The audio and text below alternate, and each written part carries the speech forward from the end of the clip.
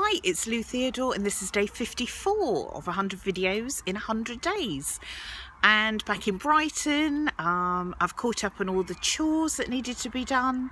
You know, the usual thing when you've been away, food shopping, other bits and bobs that have got to be done. And I've picked up my new specs. And it was it was a really interesting thing because I've worn glasses since I was very, very young, and consequently now they're a really high prescription. I wear varifocals, I've got to have ultra thin lenses, and I've got other complications with my eyes. So a trip to the opticians is always a bit fraught, to be honest. And I ordered these glasses. I felt my prescription had changed, so I tried them on, loved them, ordered them, and then I went into a flat mad panic about them. I'd already paid for them, the courier had already collected them, so they were en route, and I just worried they were too bright.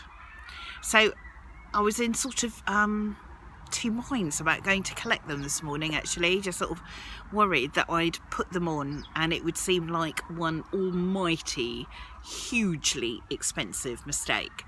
But actually I really like them, and they're smaller than my other glasses, and I've gone for the thinnest lens money can buy, which is brilliant to wear because they're so much lighter, but may possibly bankrupt me if it goes on like this. But anyway, so I was there sitting on the bus coming back from the opticians with my new bright specs on, and I started having a conversation with a lady called Gladys, who doesn't go by Gladys, actually goes by the name Glad, which kind of made me smile. And Gladys is in her 70s, and we were just having general bus chit chat. And then she said the funniest thing to me. She said to me, "It's all right for you, dear, because your life is still on the up." And I said to her, what makes you think that my life is still on the up then? And consequently, is yours not on the up? And she said, "No, because look at the way you're dressed. Look at your glasses and your necklace. You're on the up. You're out there, you know, you're visible. You're still in the world." And I sort of looked at Glad, and it's true that she was dressed in kind of really shades of grey and beige, I suppose. And I said to her, no, that's true. I've got a large necklace on and bright glasses, so I kind of get what you're saying. But couldn't you wear a pink top or, do something different? And she was like, "Oh no, I can't, dear, I'm on the way down now, and I've kind of accepted that, and these sort of clothes, I know they make me invisible, but that's how my life seems, like I'm becoming older and more invisible, and that's just the way it is." Anyway, we had a longer conversation about that, and hopefully I may have changed her mind on some of that, but it made me really sad, and made me even, I suppose, more confident and jubilant about my lime green glasses, because I thought, I'll be damned if I'm going to, go into my 50s. I'm 53 now. Kind of venture further into my 50s and go grey and beige and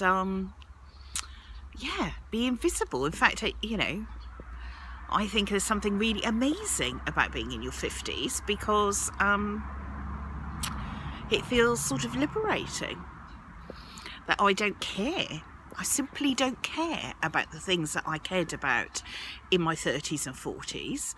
I am much less attached to people's opinions of me, and that's incredibly liberating.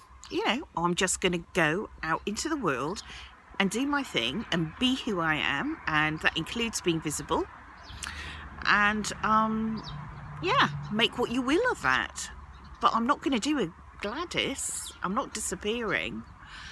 And it's such an odd thing, isn't it? That for me it seems so odd, and I'm not sure whether it's generational, but this sort of thing that you have to kind of dwindle and fade.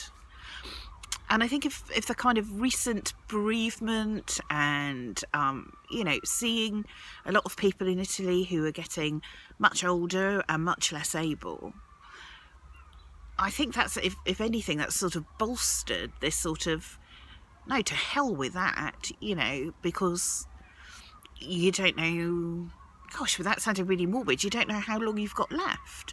So why not be out there, trying your things, doing the things you love, being who you are, and just sort of living it large, making the most of the days.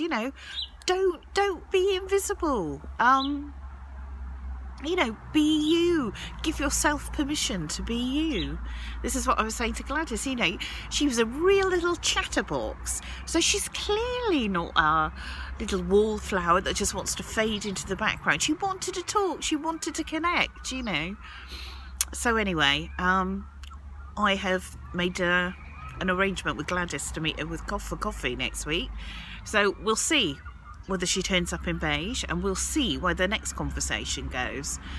But so all my kind of frantic, self-indulgent worrying about my glasses, thankfully has now subsided, and I can just get on. So let's see what the rest of the day brings.